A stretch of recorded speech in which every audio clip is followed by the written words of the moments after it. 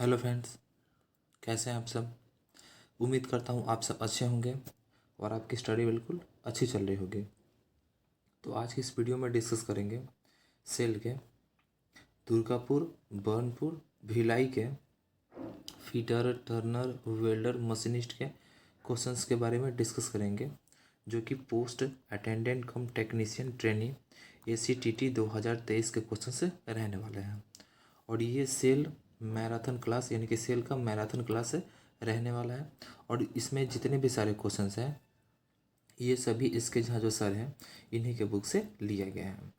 Okay friends, और ये part third रहने वाला है। इसके पहले मैंने 2 पार्ट दे रखा है, अगर आप लोगों ने नहीं देखा है तो जाकर देख सकते हैं, प्लेलिस्ट में इसका वीडियो आपको मिल जाएगा। और फ्रेंड्स, अगर आपको इस वीडियो का या फिर किसी वीडियो का फ्री PDF चाहिए तो आप हमारे टेलीग्राम को ज्वाइन कर सकते हैं। टेलीग्राम का लिंक आपको इसी वीडियो के नीचे डिस्क्रिप्शन में मिल जाएगा, वो वहाँ से जाकर ज्वाइन कर सकते हैं। ओके फ्रेंड्स, तो आइए अब स्टार्ट करते हैं। तो क्वेश्चन नंबर फर्स्ट है, वर्नियर गहराई वाले गेज यानी कि वर्नियर डेप्थ गेज की जो न्यूनतम जो गणना है वो है। तो इसका राइट आंसर हो जाएगा ऑप्शन ए, यानी कि 0.02 mm है। और ये जो प्रश्न जो है वो 2019 में सेकंड शिफ्ट में पूछा गया हुआ प्रश्न है। अब जो इम्पोर्टेंट जो पॉइंट्स है उन सभी को डिस्कस कर लेते हैं, यहाँ से प्रश्न बनते हैं। तो वर्नियर डेप्थ गेज की जो न्यूनतम गणना है यानी कि लिस्ट काउंट जो है जो होता है वो कितना होता है, तो वो 0.02 mm होता है। अगला है, वर्नियर डेप्थ गेज एक प्रिसिजन इंस्ट्रूमेंट है जिसका प्रयोग होल्स, रिसेस, स्लॉट्स और स्टेपों की 0.02 mm की शुद्धता में गहराई की माप लेने के लिए किया जाता है। अगला है, वर्नियर डेप्थ गेज के निम्न पार्ट्स होते हैं। कौन कौन सा होता है, तो एक होता है बेस होता है, अगला होता है ग्रेजुएटेड बीम होता है, क्लैंपिंग स्क्रूज होता है, फाइन एडजस्टमेंट मैकेनिज्म होता है, वर्नियर स्केल होता है, यानी कि ये सभी होता है। अगला है, प्रयोग करने से पहले वर्नियर डेप्थ गेज की शून्य त्रुटि चेक कर लें। अगला क्वेश्चन है क्वेश्चन नंबर सेकंड, गो और नो गो गेज किसके प्रकार हैं। तो इसका राइट आंसर हो जाएगा ऑप्शन ए, यानी कि सीमित गेज यानी कि लिमिटेड गेज के प्रकार हैं। और ये जो प्रश्न जो है वो 2019 में सेकंड शिफ्ट में पूछा गया हुआ प्रश्न है। अब जो इम्पोर्टेंट जो पॉइंट्स हैं उन सभी को डिस्कस कर लेते हैं, यहाँ से प्रश्न बनते हैं। तो गो और नो गो गेज सीमा यानी कि लिमिट गेज के प्रकार हैं। अगले, वर्कशॉप में बनाए गए जॉबों को अगर हम माइक्रोमीटर या अन्य दूसरे यंत्रों से जांचते हैं तो समय अधिक लगता है। समय बचाने के लिए और अधिक सही उत्पादन के लिए जिस यंत्र का प्रयोग किया जाता है उसे गेज कहते हैं। अगला क्वेश्चन है क्वेश्चन नंबर थर्ड, छेद के व्यास की जांच करने के लिए किस मापी का उपयोग किया जाता है। तो इसका राइट आंसर हो जाएगा ऑप्शन ए, यानी कि बोर मापी का उपयोग किया जाता है। और ये जो प्रश्न जो है वो 2019 में सेकंड शिफ्ट में पूछा गया वो प्रश्न है। अब जो इम्पोर्टेंट जो पॉइंट्स हैं उन सभी को डिस्कस कर लेते हैं, यहाँ से प्रश्न बनते हैं। तो होल के व्यास की जांच करने के लिए बोर माप यानी कि बोर मापी यानी कि बोर गेज का प्रयोग करते हैं। अगला है, एक बोर गेज एक छेद यानी कि होल सिलेंडर या पाइप के आंतरिक आकार का निर्धारण करने के लिए एक मापने वाला उपकरण है। अगला है, माप को खोलने के लिए बोर गेज के आधार को सम्मिलित करके मापा जाता है और आधार को धीरे से आगे बढ़ाया जाता है। अगला, एक डायल बोर गेज में एक तरफ निश्चित बिंदु और विपरीत तरफ एक फैला हुआ स्टड होता है जो पाइप या सिलेंडर के अंदर की दीवार से संपर्क करने पर पीछे हट जाएगा। अगला क्वेश्चन है क्वेश्चन नंबर 4। दो मशीन के हिस्सों के बीच के अंतराल का मापन किसके द्वारा किया जाता है? तो इसका राइट आंसर हो जाएगा ऑप्शन डी, यानी कि फीलर गेज के द्वारा किया जाता है। और ये जो प्रश्न जो है वो 2019 में सेकंड शिफ्ट में पूछा गया हुआ प्रश्न है। अब जो इम्पोर्टेंट जो पॉइंट्स हैं उन सभी को डिस्कस कर लेते हैं, यहाँ से प्रश्न बनते हैं। तो दो मशीन के हिस्सों के बीच के अंतराल का मापन फीलर गेज के द्वारा किया जाता है। अगला है, इसमें प्रत्येक पीस पर चिन्हित माप के साथ विभिन्न मोटाई की स्टील की कई छोटी लंबाई होती है। फीलर गेज, अगला है, फीलर गेज को थिकनेस या क्लियरेंस गेज भी कहते हैं, यानी कि जो फीलर गेज है उसका दो नाम है और है। कौन सा है? तो एक थिकनेस गेज इसे कहते हैं और एक क्लियरेंस गेज भी कहते हैं। अगला, यह गेज पत्ती के रूप में होती है, जो पत्ती बहुत पतली होती है। अगला, इसलिए इनका उपयोग करते समय अधिक दबाव नहीं लगाना चाहिए। अगला क्वेश्चन है क्वेश्चन नंबर 5। निम्नलिखित गेज में से किसका उपयोग खराद उपकरण को कार के साथ संरेखित करने के लिए किया जाता है? तो इसका राइट आंसर हो जाएगा ऑप्शन बी, यानी कि केंद्र गेज, यानी कि सेंटर गेज का। और ये जो प्रश्न जो है वो 2019 में थर्ड शिफ्ट में पूछा गया वो प्रश्न है। अब जो इम्पोर्टेंट जो पॉइंट्स हैं उन सभी को डिस्कस कर लेते हैं। तो खराद मशीन कार के साथ संरेखित करने के लिए सेंटर गेज, यानी कि केंद्र गेज का प्रयोग किया जाता है। अगला है, केंद्र गेज यानी कि सेंटर गेज का प्रयोग फिट किए हुए पार्ट्स के बीच में क्लियरेंस मापने के लिए किया जाता है। अगला है, साथ ही मशीनों के असेंबल में सेट करने के लिए और ऑटोमोबाइल में पिस्टन और सिलेंडर के बीच में क्लियरेंस को मापने के लिए किया जाता है। अगला है, यह एक सेट में पाई जाती है जिसमें कई ब्लेड होते हैं। अगला है, प्रत्येक ब्लेड पर ब्लेड की मोटाई का साइज लिखा जाता है। अगला क्वेश्चन है क्वेश्चन नंबर 6। वर्नियर ऊंचाई मापी, यानी कि वर्नियर हाइट गेज की त्रुटि की जांच के लिए निम्न में से किसका उपयोग किया जाता है? तो इसका राइट आंसर हो जाएगा ऑप्शन डी, यानी कि सर्पी मापी का उपयोग किया जाता है। और ये जो प्रश्न जो है वो 2019 में थर्ड शिफ्ट में पूछा गया वो प्रश्न है। अब जो इम्पोर्टेंट जो पॉइंट्स हैं उन सभी को डिस्कस कर लेते हैं, यहाँ से प्रश्न बनते हैं। तो वर्नियर हाइट गेज की त्रुटि की जांच के लिए स्लिप गेज का उपयोग किया जाता है। अगला है, सर्पी गेज की HRC 64 HRC कठोरता होनी चाहिए।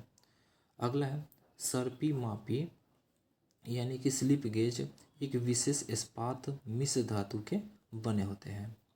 अगला है, वर्नियर हाइट गेज के बारे में डिस्कस कर लेते हैं।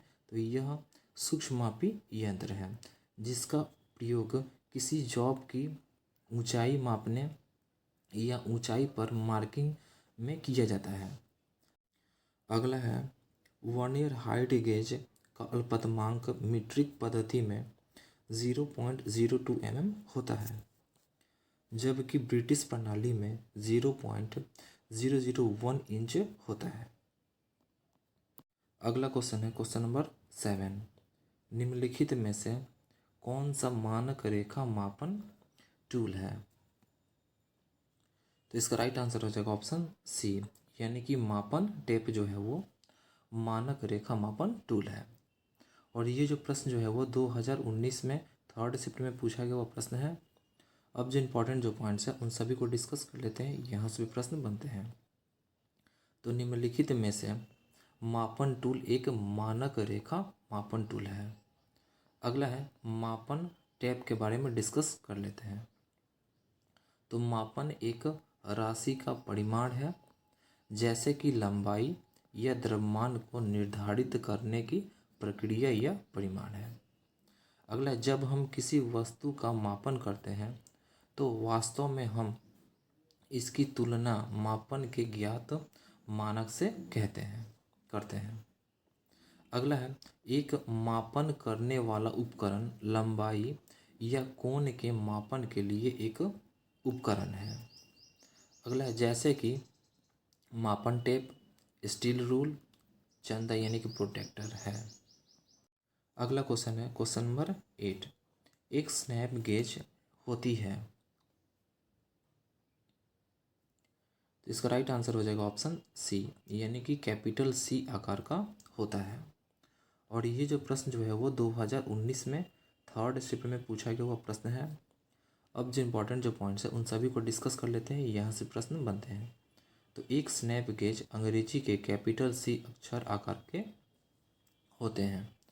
अगला है स्नैप गेज के बारे में डिस्कस कर लेते हैं। तो स्नैप गेज के वर्तमान आयाम में भाग के आकार की तुलना करके कुछ सीमाओं के भीतर चूड़ी के व्यास की जांच करने का त्वरित माध्यम है। अगला है स्नैप गेज सामान्य तौर पर कैपिटल सी आकार के होते हैं और यह समायोजित करने योग्य भाग की अधिकतम और न्यूनतम सीमाओं के लिए समायोज्य होते हैं। अगला है इनमें इनमें से एक गो तथा दूसरी नो गो के साइज के अनुरूप बनी होती है। अगला है इसके द्वारा बाहरी माप ली जाती है। अगला क्वेश्चन है क्वेश्चन नंबर 9। सर्पी गेज की ऊंचाई और किसके बीच के कोण को मापने के लिए साइन बार का उपयोग किया जाता है। इसका राइट आंसर हो जाएगा ऑप्शन डी, यानी कि साइन बार की लंबाई।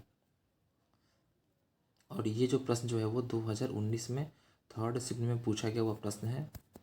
अब जो इम्पोर्टेंट जो पॉइंट्स हैं उन सभी को डिस्कस कर लेते हैं, यहाँ से भी प्रश्न बनते हैं। तो साइन बार की लंबाई मापने के लिए सर्पी गेज का प्रयोग करते हैं। अगला है साइन बार का प्रयोग साइन सिद्धांत के आधार पर कोणों के माप के लिए किया जाता है। अगला है इसकी ऊपरी सतह प्रत्येक छोर के निकट एक इस्पात बार द्वारा निर्मित सिलेंडर में समाप्त होने वाले त्रिभुज के विकर्ण का निर्माण करती है। अगला है जब रोलर नामक एक सिलेंडर समतल सतह पर विरामावस्था में होता है तो बार को साधारण रूप से दूसरे सिलेंडर को उठाकर वांछनीय कोण पर निर्दिष्ट किया जा सकता है। अगला क्वेश्चन है क्वेश्चन नंबर 10। बेलनाकार रिंग गेज मापने के लिए कौन सा गेज सर्वाधिक उपयुक्त है। तो इसका राइट आंसर हो जाएगा ऑप्शन सी, यानी कि वायु चलित तुलनित्र। अब जो इम्पोर्टेंट जो पॉइंट्स हैं उन सभी को भी डिस्कस कर लेते हैं। तो बेलनाकार रिंग गेज मापने के लिए वायु चलित तुलनित्र का प्रयोग करते हैं। अगला है तुलनित्र यानी कि कंपैरेटर्स निम्न प्रकार के पाए जाते हैं, जैसे कि यांत्रिक तुलनित्र यानी कि मैकेनिकल कंपैरेटर के द्वारा गियर पिनियन लीकेज स्प्रिंग पर किया जाता है। अगला है प्रकाशीय तुलनित्र यानी कि ऑप्टिक्स कंपैरेटर। अगला है विद्युत तुलनित्र यानी कि इलेक्ट्रिक कंपैरेटर। अगला है तुलनित्र यानी कि कंपैरेटर का अपना कोई मान नहीं होता है, ये दूसरे टूल से कंपेयर यानी कि तुलना करके मान बताता है। अगला क्वेश्चन है क्वेश्चन नंबर 11। निम्नलिखित में से कौन सा सामान्य थ्रेडेड फास्टनर का प्रकार नहीं है।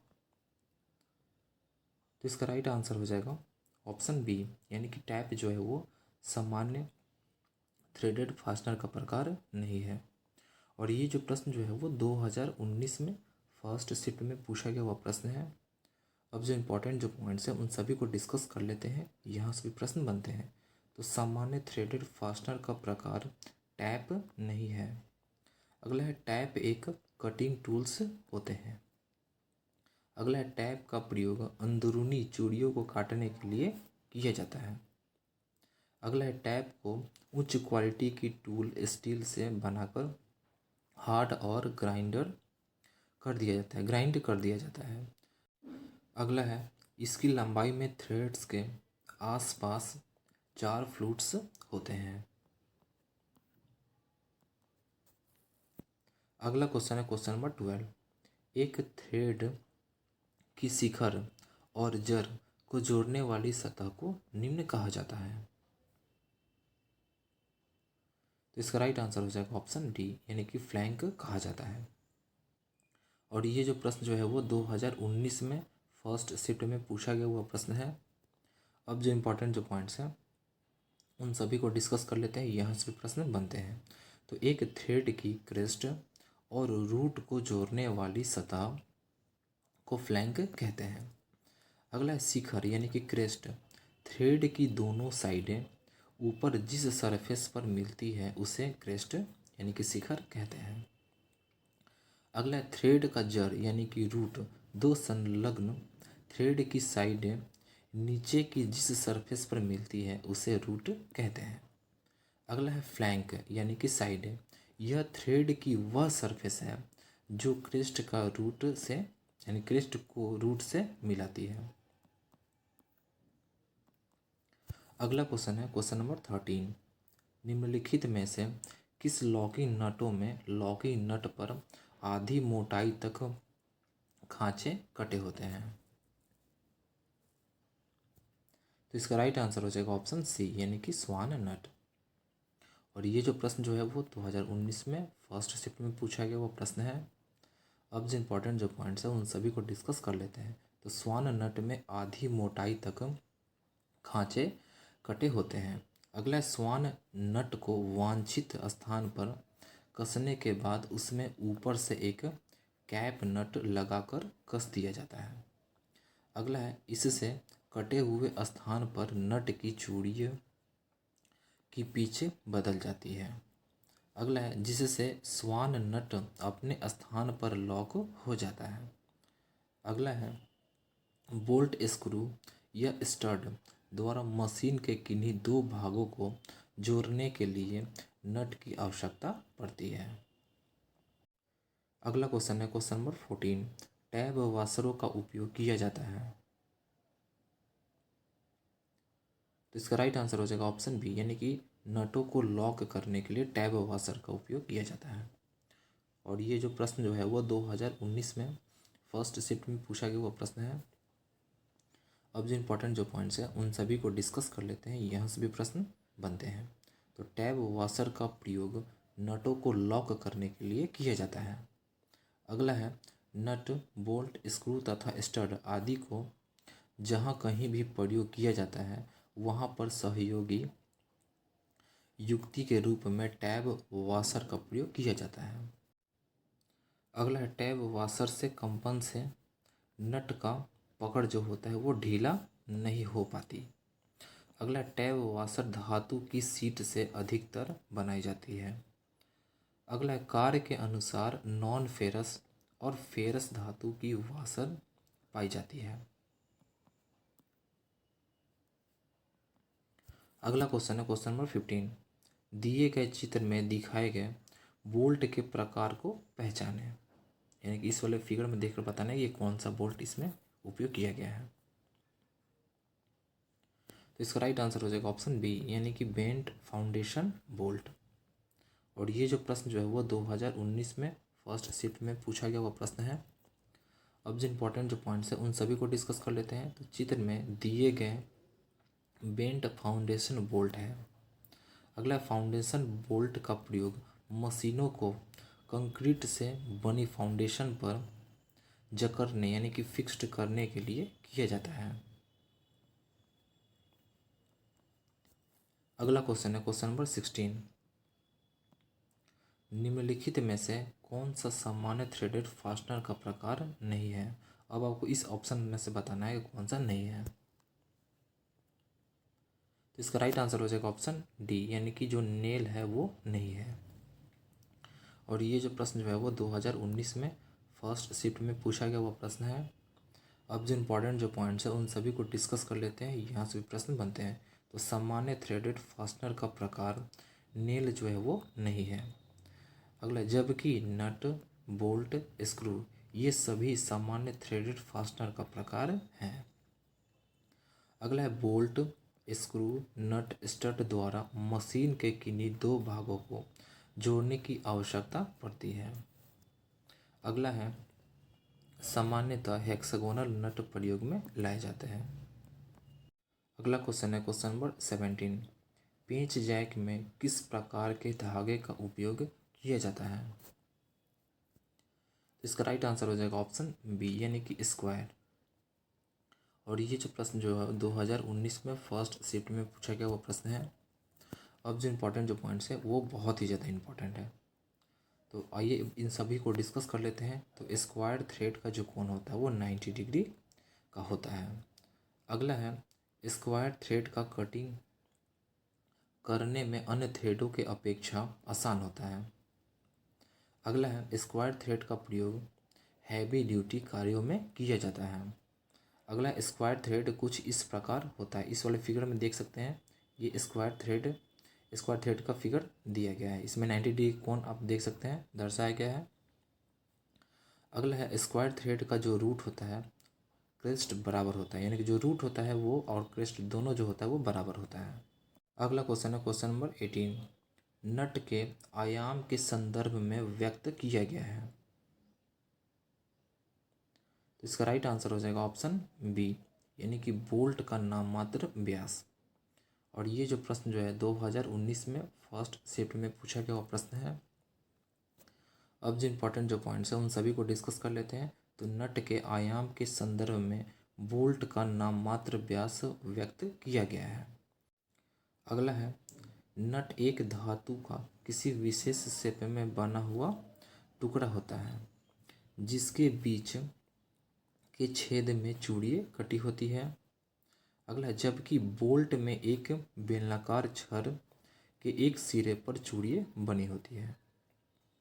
अगला है नट और बोल्ट एक अस्थायी बंधक यानी कि टेम्परेरी फास्टनर है।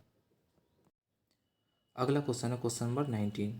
अंगूठे और उंगली से किस नट को आसानी से संचालित किया जा सकता है? तो इसका राइट आंसर हो जाएगा ऑप्शन सी यानी कि विंग नट को। और ये जो प्रश्न जो है 2019 में फर्स्ट शिफ्ट में पूछा गया वो प्रश्न है।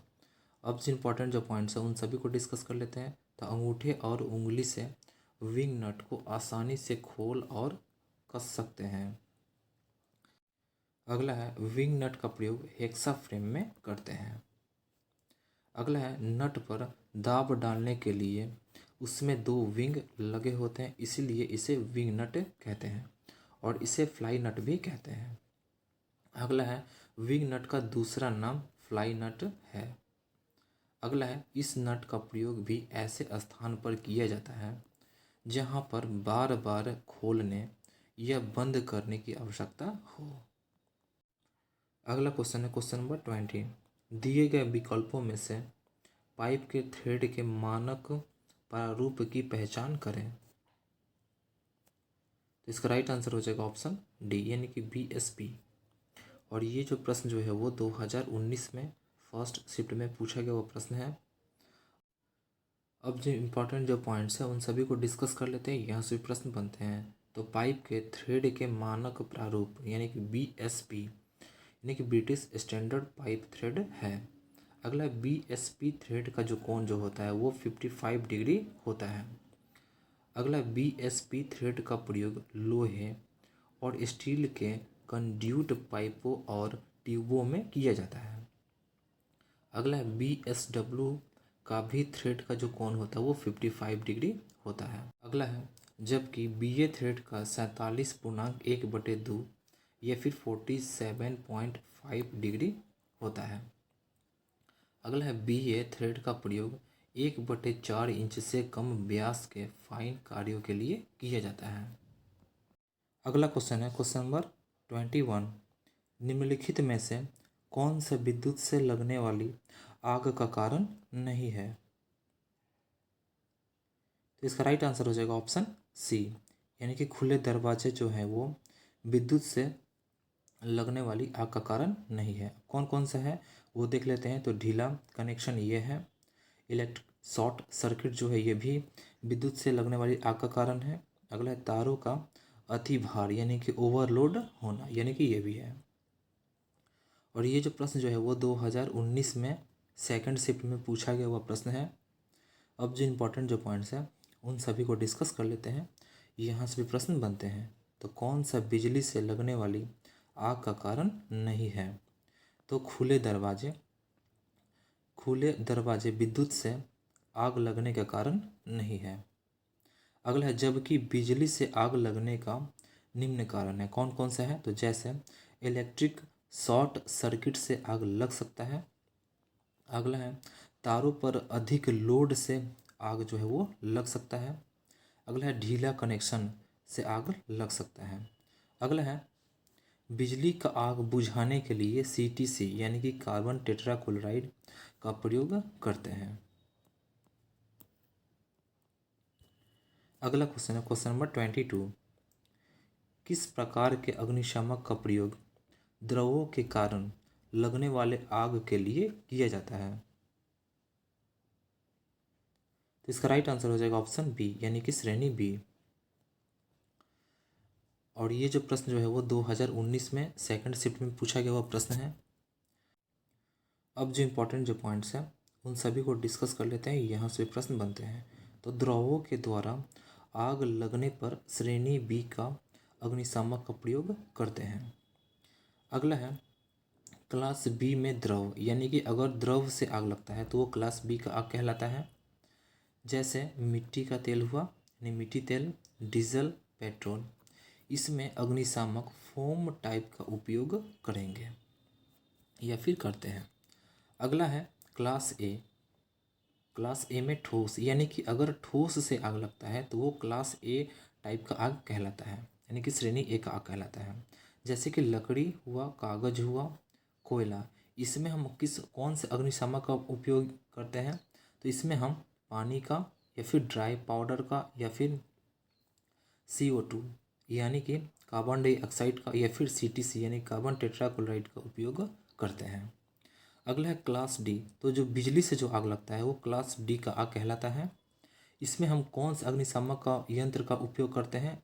इसमें हम CTC यानी कार्बन टेट्राक्लोराइड का प्रयोग करते हैं या फिर ड्राई पाउडर का प्रयोग करते हैं या फिर हम केमिकल पाउडर का प्रयोग करते हैं। तो आई होप ये तीनों आपको समझ में आ गया होगा, क्लास बी, ए, डी। तो आइए अब अगला क्वेश्चन भी डिस्कस कर लेते हैं। अगला क्वेश्चन है क्वेश्चन नंबर 23। विद्युत उपकरण की अग्नि को किस श्रेणी में शामिल किया जाता है? तो इसका राइट आंसर हो जाएगा ऑप्शन डी यानी कि श्रेणी डी यानी कि क्लास डी। ओके फ्रेंड्स, अब जो इम्पोर्टेंट जो पॉइंट्स हैं उन सभी को डिस्कस कर लेते हैं। और ये जो प्रश्न है 2019 में सेकंड शिफ्ट में पूछा गया वो प्रश्न है। तो बिजली द्वारा लगे आग को श्रेणी डी का माना जाता है यानी कोई भी अगर बिजली से कोई भी अगर आग लगता है तो उसे श्रेणी डी का आग कहते हैं। अगला है श्रेणी डी का आग बुझाने के लिए CTC यानी कि कार्बन टेट्राक्लोराइड का प्रयोग किया जाता है। अगला है और ये बहुत ही ज़्यादा इंपॉर्टेंट है। तो आग जो होता है वो 4 भागों में बांटा गया है आग को। कौन कौन से? तो class A, class B, class C, class D. अब बारी बारी से सभी को देख लेते हैं। तो क्लास ए यानी कि अगर लकड़ी, कागज़, कोयला, इन सभी से आग लगता है तो वो क्लास ए का आग कहलाता है। अगला है क्लास बी। तो द्रव से कोई भी अगर आग लगता है द्रव द्वारा तो वो क्लास बी का आग कहलाता है।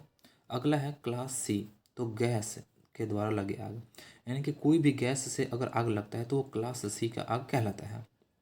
यानी कि आपको चारों समझ में आ गया होगा कि क्लास ए यानी कोई भी अगर लकड़ी या फिर कोई भी ठोस से अगर आग लगता है तो वो क्लास ए का कहलाता है। क्लास बी जैसे कोई भी द्रव से कोई भी अगर आग लगता है तो वो क्लास बी का कहलाता है। गैस से अगर आग लगता है तो वो क्लास सी का कहलाता है। और इलेक्ट्रिक से कोई भी आग लगता है तो क्लास डी का कहलाता है। तो आई होप ये तीनों चारों आपको समझ में आ गया होगा। अब आइए अगला क्वेश्चन भी डिस्कस कर लेते हैं। अगला क्वेश्चन है क्वेश्चन नंबर 24। वर्ग बी की आग को नियंत्रित करने के लिए किस अग्निशामक यंत्र का उपयोग किया जाता है? तो इसका राइट आंसर हो जाएगा ऑप्शन ए यानी कि CO2 और CO यानी कि कार्बन मोनोऑक्साइड और CO2 यानी कि कार्बन डाइऑक्साइड दोनों का। और ये जो प्रश्न जो है वो 2019 में थर्ड शिफ्ट में पूछा गया हुआ प्रश्न है। अब जो इम्पोर्टेंट जो पॉइंट्स हैं उन सभी को डिस्कस कर लेते हैं। यहाँ से भी प्रश्न बनते हैं। तो वर्ग बी की आग को बुझाने के लिए CO2 यानी कि कार्बन डाइऑक्साइड अग्निशामक यंत्र का प्रयोग किया जाता है। अगला है CO2 यानी कि कार्बन डाइऑक्साइड सबसे अच्छा अग्निशामक है। अगला है यह हवा से ऑक्सीजन को विस्थापित करता है। अगला है यह एक गैर दहनशील गैस है। अगला है यह हवा से भारी है। अगला क्वेश्चन है क्वेश्चन नंबर 25। वायु के संपर्क में यानी किसके वायु के संपर्क में आने पर आग पकड़ लेता है? तो इसका राइट आंसर हो जाएगा ऑप्शन सी यानी कि सोडियम के आने से, यानी कि सोडियम वायु के संपर्क में आने से आग पकड़ लेता है। और ये जो प्रश्न जो है वो 2020 में फर्स्ट शिफ्ट में पूछा गया हुआ प्रश्न है। आइए बाकी जितने भी सारे इंपॉर्टेंट पॉइंट्स हैं इसी से रिलेटेड उन सभी को डिस्कस कर लेते हैं। तो सोडियम धातु का उपयोग अपचायक के रूप में होता है। अगला है सोडियम पर ऑक्साइड का जो फॉर्मूला होता है वो क्या होता है? तो Na2O2 होता है। और सोडियम साइनाइड का होता है NaCN होता है। और सोडेमाइड, तो सोडेमाइड का क्या होता है? तो NaNH2 होता है। के निर्माण में इसका प्रयोग होता है। अगला है कार्बनिक क्रियाओं में भी यह उपयोगी है। अगला है सोडियम, तो सोडियम को किस चीज़ से सूचित करते हैं? तो Na से करते हैं और यह एक रासायनिक तत्व है। अगला है यह आवर्त सारणी के प्रथम मुख्य समूह का दूसरा तत्व है। अगला है इस समूह में धातु गुण विद्यमान होते हैं या फिर विद्यमान हैं। अगला क्वेश्चन है क्वेश्चन नंबर 26। सुरक्षा उद्देश्य के लिए विद्युत वायरिंग में प्रयुक्त MCB का पूर्ण रूप क्या है? तो इसका राइट आंसर हो जाएगा ऑप्शन ए यानी कि मिनिएचर सर्किट ब्रेकर। यही इसका फुल फॉर्म होता है यानी कि पूर्ण रूप होता है। और ये जो प्रश्न जो है वो 2020 में फर्स्ट शिफ्ट में पूछा गया हुआ प्रश्न है। अब जो इम्पोर्टेंट जो पॉइंट्स हैं उन सभी को डिस्कस कर लेते हैं। तो MCB का पूर्ण रूप मिनिएचर सर्किट ब्रेकर होता है। अगला है सर्किट ब्रेकर का काम यह होता है कि कभी कोई भी इलेक्ट्रिकल फॉल्ट होता है तो सर्किट ब्रेकर अपने आप ट्रिप होकर सप्लाई को रोक देता है। अगला है ट्रिप का मतलब क्या होता है? तो ट्रिप का मतलब कोई प्रॉब्लम यानी फॉल्ट होने पर ऑटोमेटिक सप्लाई बंद होना ट्रिप कहलाता है। अगला क्वेश्चन है क्वेश्चन नंबर 27।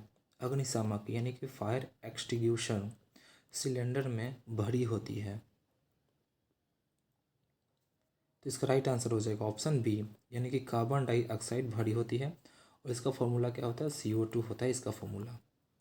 ओके। और ये जो प्रश्न जो है वो 2020 में फर्स्ट शिफ्ट में पूछा गया वो प्रश्न है। अब जो इम्पोर्टेंट जो पॉइंट्स हैं उन सभी को डिस्कस कर लेते हैं। यहाँ से भी प्रश्न पूछे जा सकते हैं।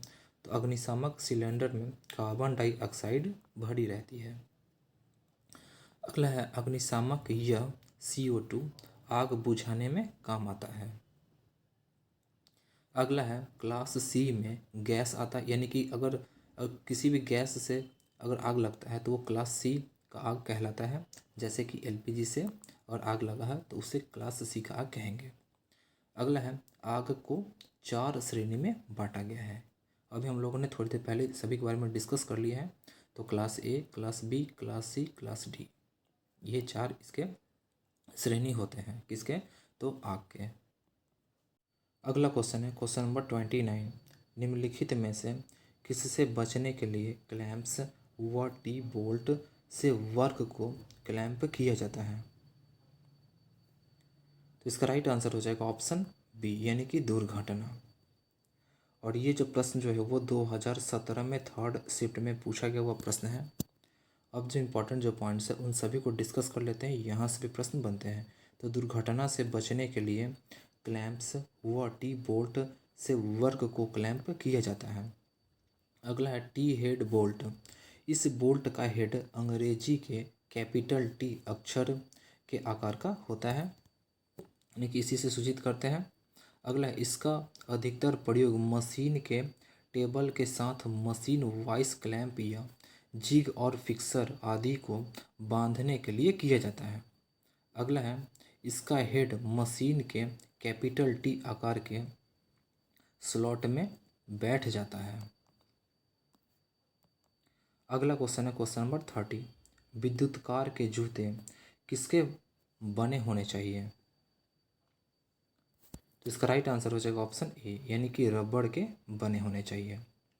अब जो इम्पोर्टेंट जो पॉइंट्स हैं उन सभी को डिस्कस कर लेते हैं, यहाँ से भी प्रश्न बनते हैं। तो विद्युत कार के जूते रबड़ के बने होने चाहिए।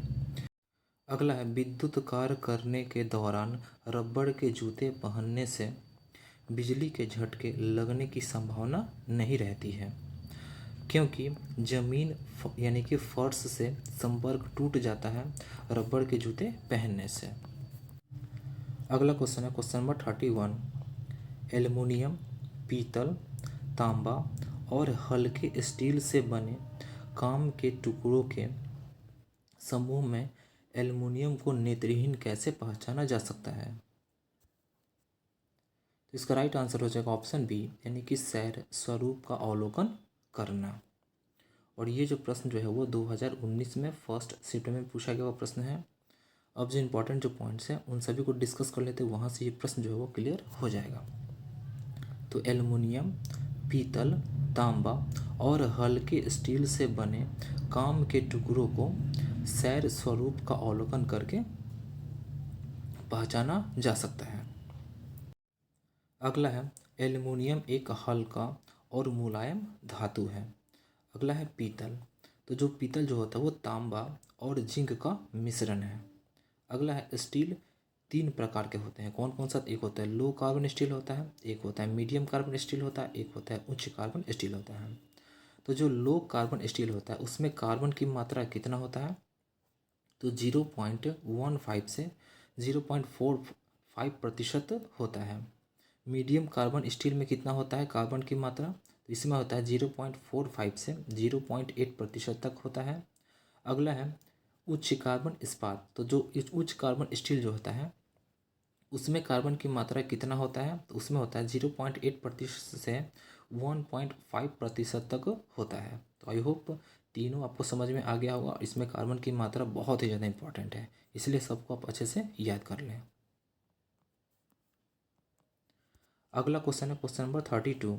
धातु का वह गुण जो धातु को तार के रूप में खींचने में सक्षम बनाती है उसे क्या कहा जाता है?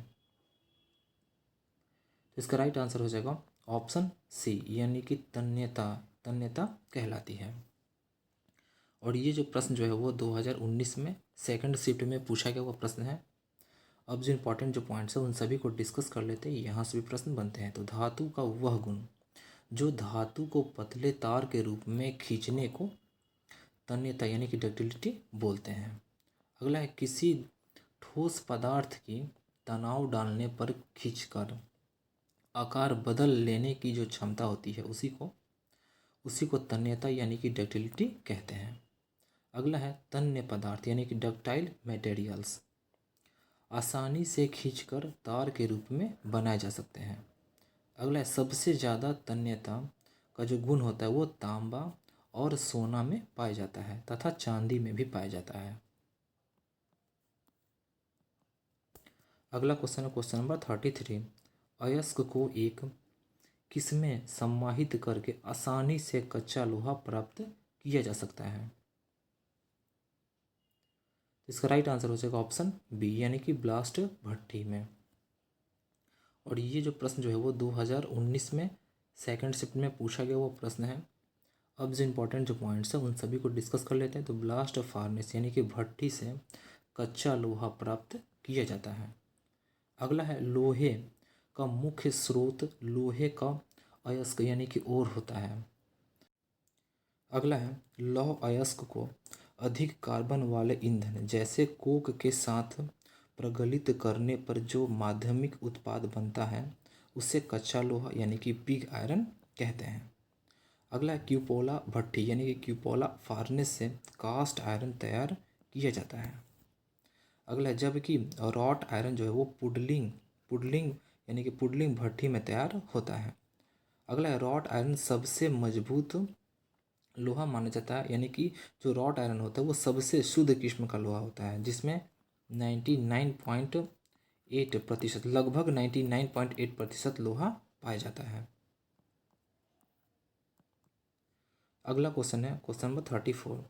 किसी धातु को पतले शीट में खींचने के गुण को क्या कहा जाता है?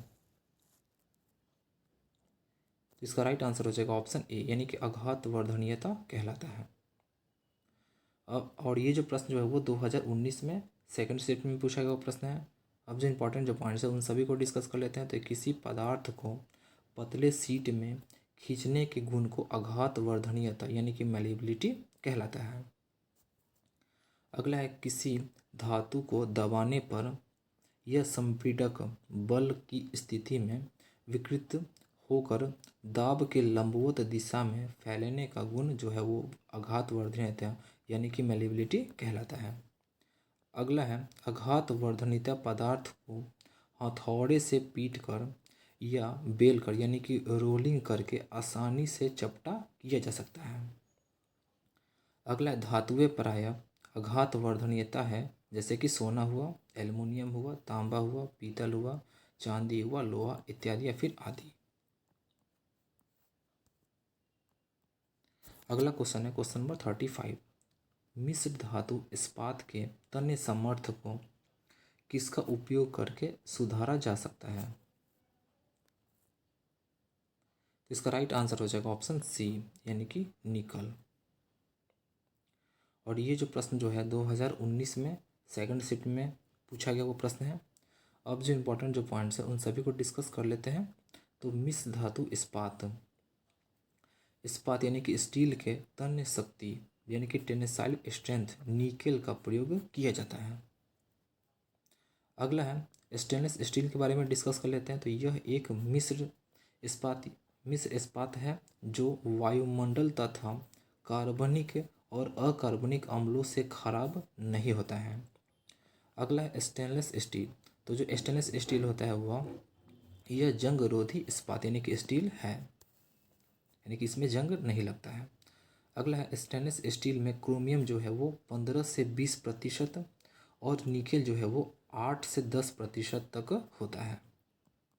अगला क्वेश्चन है क्वेश्चन नंबर 36। एक बेंच वाइस का बॉक्स नट किससे बना है? इसका राइट आंसर हो जाएगा ऑप्शन बी, यानी कि फास्फोरस कांस्य का बना है या फिर बना होता है।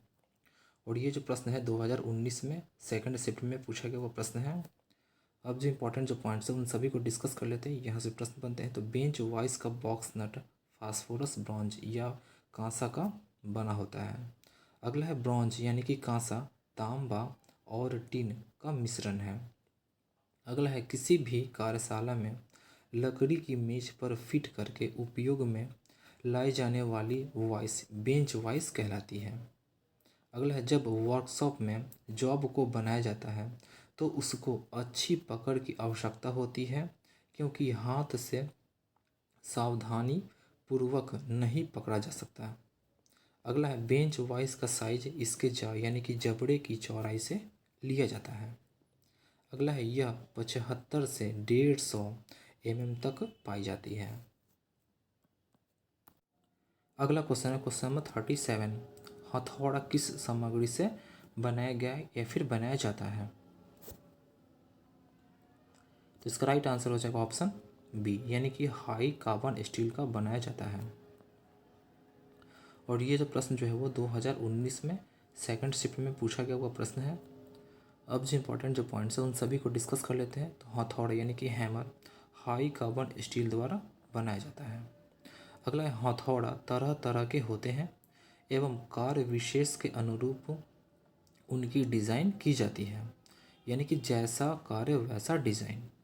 अगला है किसी वस्तु पर बलाघात यानी कि इम्पैक्ट यह क्षणिक किंतु महान बल लगाने के लिए हथौड़े का प्रयोग किया जाता है। अब देख लेते हैं कौन कौन सा हथौड़ा, यानी कि हथौड़ा बहुत से प्रकार के होते हैं। कुछ जो इम्पोर्टेंट जो उसका प्रकार है उन सभी के बारे में देख लेते हैं। जैसे कि एक होता है बॉल पेन हैमर होता है, एक होता है स्ट्रेट पेन हैमर होता है, एक क्रॉस पेन हैमर होता है, एक क्ले हैमर होता है, एक स्लेज हैमर होता है, एक मैलेट हैमर होता है, यानी कि ये सभी हथौड़े का प्रकार दिए गए हैं। अगला क्वेश्चन है क्वेश्चन नंबर 38। तांबा और जस्ता के मिश्र धातु को किस रूप में जाना जाता है? तो इसका राइट आंसर हो जाएगा ऑप्शन ए, यानी कि पीतल के रूप में जाना जाता है। यानी कि तांबा और जस्ता का जो मिश्रण है वो पीतल है।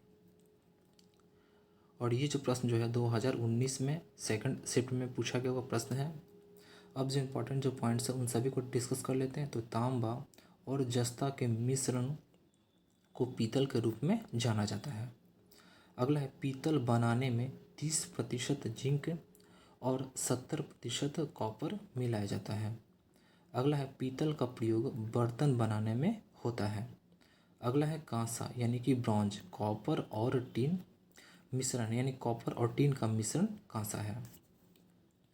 अगला है इसमें कॉपर जो है यानी कि कॉपर को Cu से सूचित करते हैं, तो इसमें जो कॉपर जो होता है वो 90% और टीन यानी कि टीन को Sn से सूचित करते हैं वो 10% होता है। अगला है कांसा का प्रयोग घंटी और यानी कि घंटी एवं बर्तन बनाने में होता है। अगला है टीन की अधिक मात्रा कांसा को श्वेत कांसा कहते हैं। अगला क्वेश्चन है क्वेश्चन नंबर 39। स्टील की कठोरता बढ़ जाती है, तो इसका राइट आंसर हो जाएगा ऑप्शन सी, यानी कि कार्बन प्रतिशत बढ़ाने से स्टील की कठोरता जो है वो बढ़ जाती है। और ये जो प्रश्न जो है वो 2019 में सेकंड शिफ्ट में पूछा गया हुआ प्रश्न है। अब जो इम्पोर्टेंट जो पॉइंट्स हैं उन सभी को डिस्कस कर लेते हैं। तो स्टील की कठोरता यानी कि हार्डनेस कार्बन प्रतिशत बढ़ाने से बढ़ जाती है। अगला है लोहे या स्टील में जितना ज़्यादा कार्बन मिलाते हैं इस्पात यानी कि स्टील उतना ही कठोर बन जाता है। अगला है कठोरता बढ़ाने के साथ ही उसकी भंगुरता यानी कि ब्रिटलनेस भी बढ़ जाती है। अगला है 1149 डिग्री सेंटीग्रेड पर लोहे में कार्बन की अधिकतम घुल्यता 2.14% है। अगला है कम तापमान पर अगर लोहे में ज़्यादा मात्रा में कार्बन हो तो इससे सीमेंटाइट का निर्माण होता है। अगला क्वेश्चन है क्वेश्चन नंबर 40। लैपिंग के लिए कौन सी धातु उपयुक्त नहीं है? तो इसका राइट आंसर हो जाएगा ऑप्शन बी, यानी कि टंगस्टन जो है वो उपयुक्त नहीं है। और ये जो प्रश्न जो है वो 2019 में सेकंड शिफ्ट में पूछा गया हुआ प्रश्न है। अब जो इम्पोर्टेंट जो पॉइंट्स हैं उन सभी को डिस्कस कर लेते हैं, यहाँ से प्रश्न बनते हैं। तो लैपिंग के लिए टंगस्टन धातु उपयुक्त नहीं है। अगला है लैपिंग एक मशीनिंग प्रक्रिया है जिसमें दो सतहों को उनके बीच एक अपघर्षक के साथ हाथ से हिलाने या मशीन का उपयोग करके रगड़ा जाता है। अगला है लैपिंग मशीन यह दो रूप ले सकता है, जैसे कि पहले प्रकार के लैपिंग में एक भंगुर सामग्री जैसे कांच को लोहे या कांच जैसे गोंद या पीसने वाले उपकरण के रूप में भी जाना जाता है। अगला क्वेश्चन है क्वेश्चन नंबर 41। निम्नलिखित में से किस बियरिंग को दोलन गति मोशन वाले भारी वजन ले जाने के लिए उपयोग किया जा सकता है? तो इसका राइट आंसर हो जाएगा ऑप्शन ए, यानी कि नीडल बियरिंग का। और ये जो प्रश्न जो है वो 2017 में थर्ड शिफ्ट में पूछा गया वो प्रश्न है। अब जो इम्पोर्टेंट जो पॉइंट्स है उन सभी को डिस्कस कर लेते हैं, यहाँ से भी प्रश्न पूछे जाते हैं।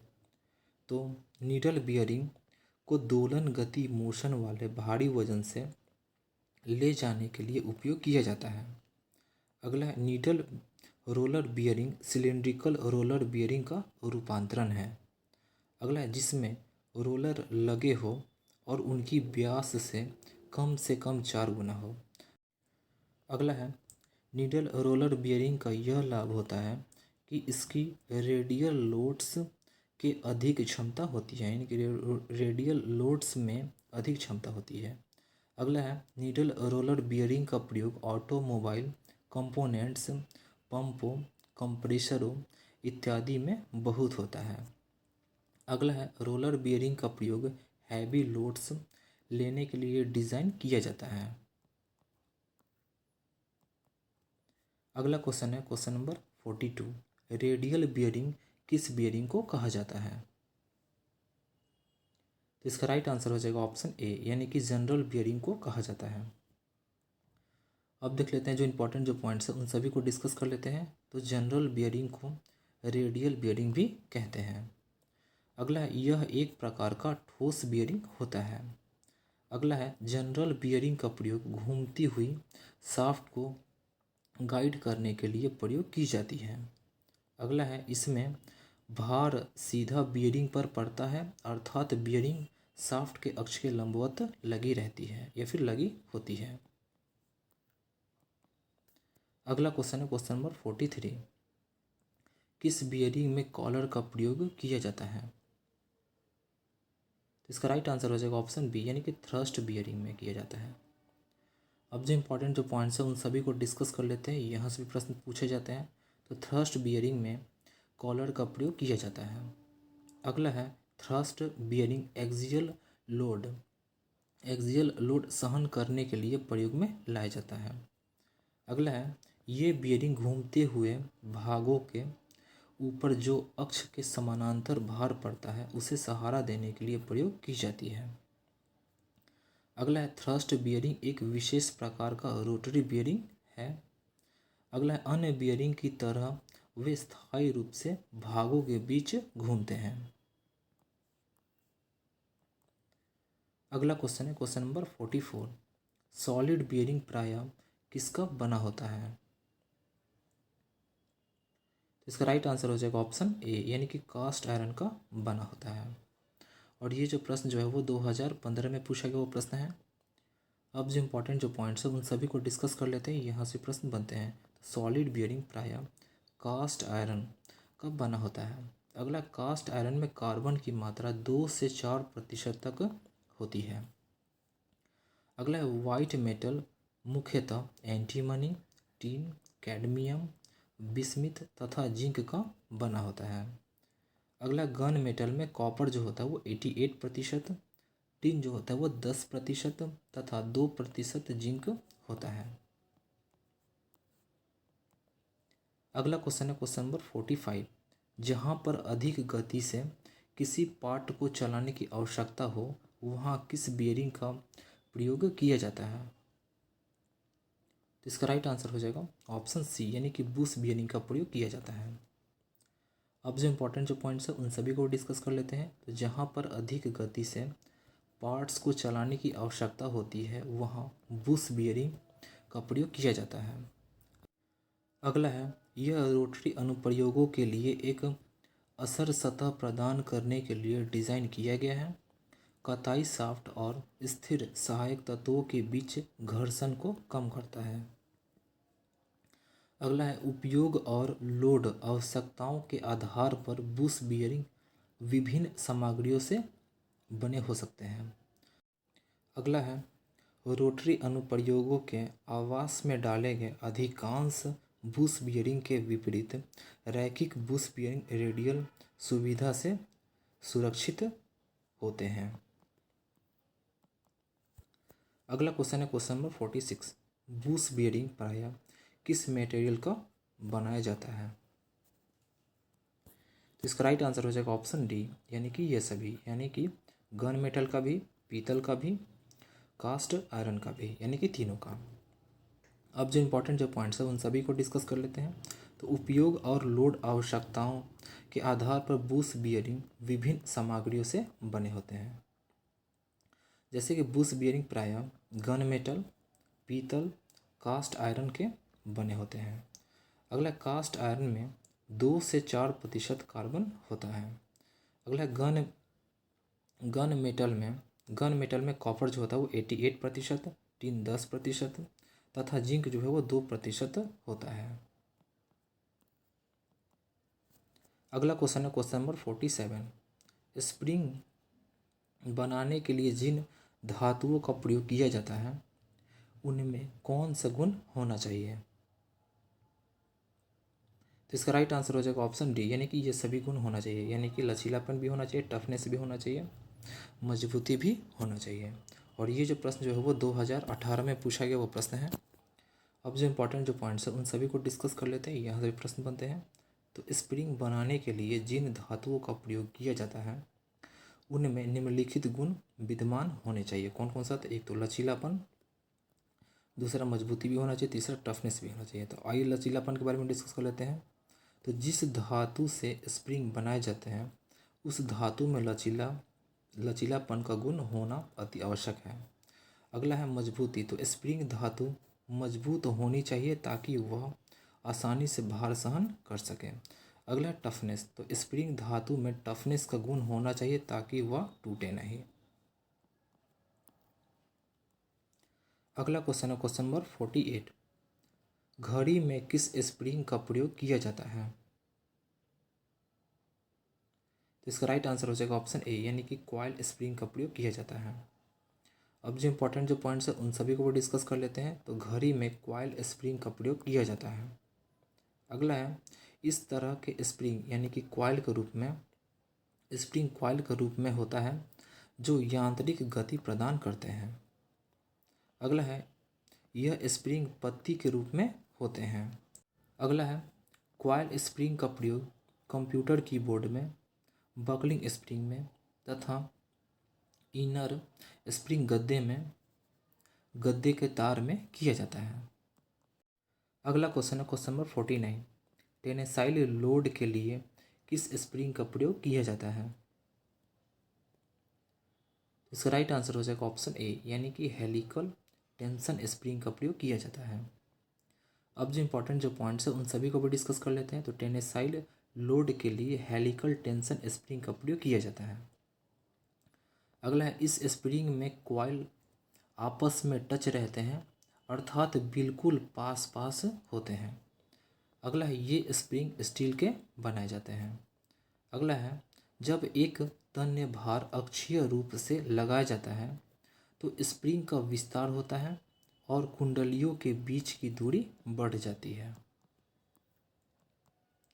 अगला क्वेश्चन है क्वेश्चन नंबर 50। गजन पिन किस प्रकार का बियरिंग है? तो इसका राइट आंसर हो जाएगा ऑप्शन ए, यानी कि पिवॉट बियरिंग है। और ये जो प्रश्न जो है वो 2015 में पूछा गया वो प्रश्न है। अब जो इंपॉर्टेंट जो पॉइंट्स है उन सभी को डिस्कस कर लेते हैं, यहाँ से प्रश्न बनते हैं। तो गजन पिन पिवॉट बियरिंग है।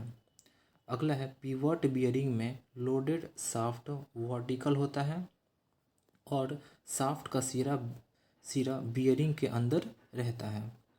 अगला है ये बियरिंग घूमती हुई शाफ्ट को खड़ी अवस्था में सहारा देने के लिए प्रयोग की जाती है। तो फ्रेंड्स आज के लिए इतना ही। ये वीडियो कैसा लगा? और अगर आपको ये वीडियो अच्छा लगा हो तो वीडियो को लाइक करें, चैनल को सब्सक्राइब करें और बेल आइकन को दबाएं ताकि कोई भी नोटिफिकेशन उसका मैसेज सबसे पहले आपको पहुंचे। और अगर आपको इस वीडियो का या फिर किसी वीडियो का फ्री PDF चाहिए तो आप हमारे टेलीग्राम को ज्वाइन कर सकते हैं। टेलीग्राम का लिंक आपको इसी वीडियो के नीचे डिस्क्रिप्शन में मिल जाएगा, वो वहाँ से जाकर ज्वाइन कर सकते हैं। और अभी तक आप लोगों ने खजाने वाले वीडियो को नहीं देखा है तो जाकर देख सकते हैं, क्योंकि यहाँ से 5 से 6 नंबर तो पक्के आपके आएंगे ही आएंगे, क्योंकि इसमें वैसे वैसे टॉपिक को रखा गया है जहाँ से क्वेश्चन डायरेक्टली पूछा ही जाता है। इसलिए इस वाले वीडियो को देखना बिल्कुल भी ना भूलें, ये सभी ट्रेडों के लिए है। Okay friends, thanks for watching.